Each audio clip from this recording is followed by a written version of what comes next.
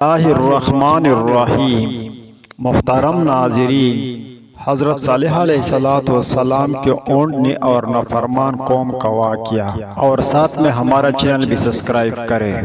حضرت صالح علیہ السلام حضرت ہود علیہ السلام کی امت جو عاد کہلاتی تھی، وہ اللہ تعالیٰ کے غضب سے ہلاک ہو گئی، اور اس میں کہ باقی بچے ہوئے لوگ پھر آباد ہوئے، ان کی اولاد بڑھتی گئی، انہوں نے اپنا نام سمود رکھا۔ یہ لوگ بھی آہستہ آہستہ بت پرستی کرنے لگے اور برے کاموں میں پڑ گئے، تو اللہ نے ان کے پاس حضرت صالح علیہ السلام کو نبی بنا کر بھیجا۔ انہوں نے اپنی قوم سے کہا کہ اللہ تعالیٰ نے قوم ہود کی بعد تم کو سردار بنایا اور زمین پر آباد کیا۔ تم زمین میں بڑے بڑے محل بناتے ہو اور پہاڑوں کو کاٹ کاٹ کر اس پر بھی گھر تراشتے ہو۔ تم اللہ کی نعمتوں کا شکر ادا کرو اور زمین میں فساد مت پھیلاؤ۔ ان کی قوم کے امیر اور سردار لوگ جو غرور کرتے تھے، انہوں نے ان غریبوں سے پوچھا جو حضرت صالح علیہ السلام پر ایمان لے آئے تھے کہ بھلا تم کو یقین ہے کہ صالح کو اللہ نے نبی بنا کر بھیجا ہے؟ ان غریب ایمان والوں نے کہا کہ ہاں، ہم کو یقین ہے کہ حضرت صالح علیہ السلام کو اللہ تعالیٰ نے نبی بنا کر بھیجا ہے۔ اس پر مغرور امیر کہنے لگے کہ اچھا، تم ایمان لاؤ، ہم تو ایمان نہیں لاتے۔ ان امیر لوگوں کو یہ تعجب ہوا کہ اگر اللہ پاک کسی کو نبی بنا کر بھیجتے تو ہم امیروں میں سے کسی کو نبی بناتے۔ حضرت صالح علیہ السلام برابر اللہ تعالیٰ کا پیغام ان کو پہنچاتے رہے، مگر کوئی ان کو نہ سنتا، بلکہ الٹا مذاق اڑاتے۔ بلکہ آخر میں ان لوگوں نے فیصلہ کر لیا کہ حضرت صالح علیہ السلام سے کہا جائے کہ اگر سچے نبی ہے تو اس پہاڑ میں سے اونٹنی پیدا کر دے، ہم آپ پر ایمان لے آئیں گے اور جانیں گے کہ آپ سچے نبی ہیں۔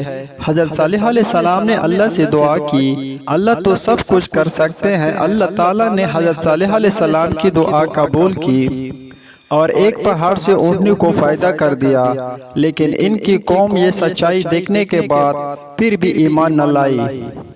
یہ اللہ کی اونٹنی ایسی تھی کہ جس چشمے پر جا کر پانی پیتی تھے، سب پانی ختم کر دیتی تھے۔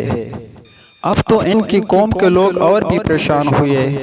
حضرت صالح علیہ السلام نے اپنی قوم سے کہا کہ دیکھو، اس اونٹنی کے لیے باری مقرر کر لو۔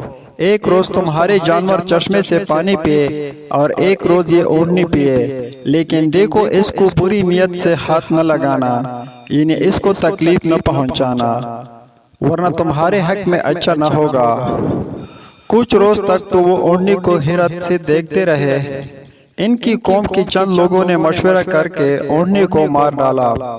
حضرت صالح علیہ السلام کو اس کی خبر ہوئی تو آپ کو بہت رنج ہوا، اور انہوں نے اپنی قوم سے کہا کہ میں نے تم کو منع کیا تھا کہ اس اونٹنی کو تکلیف مت دینا، ورنہ تم پر جلد اللہ کا عذاب آئے گا، مگر تم نے نہ مانا۔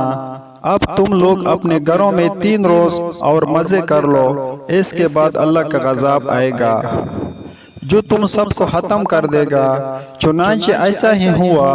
اللہ تعالیٰ نے حضرت صالح علیہ السلام اور ان لوگوں کو بچا لیا جو ایمان لے آئے تھے، لیکن جو لوگ ایمان نہیں لائے تھے، ایک بڑی ہیبتناک اور خوفناک آواز پیدا ہوتی، جس سے وہ اپنے گھروں میں اوندے پڑے رہ گئے اور مر گئے۔ ایسا معلوم ہوتا تھا کہ کبھی یہ یہاں رہتی ہی نہیں تھے۔ جو لوگ خدا کے حکم پر نہیں چلتے اور پیغمبروں کا کہنا نہیں مانتے، ان کا یہی حال ہوتا ہے۔ اللہ پاک ہم سب کو اپنے غضب سے بچائے اور اپنے رسول کے اطاعت نصیب کرے۔ آمین۔